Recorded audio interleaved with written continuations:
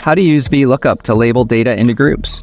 To get each national park into the appropriate bucket, we're going to compare the age of each park to the age group using VLOOKUP. So in cell F5, type in equals VLOOKUP, open parentheses, and you will notice the function come up.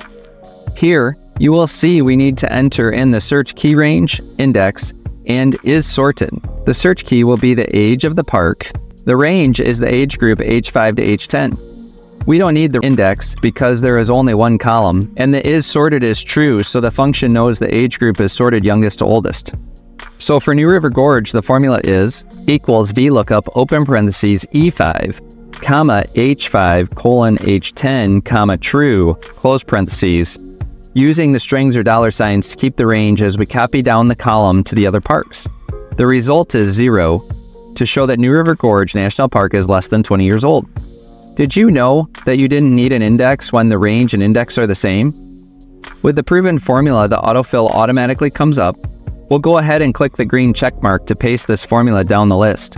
To learn more Google Sheets, watch this video next.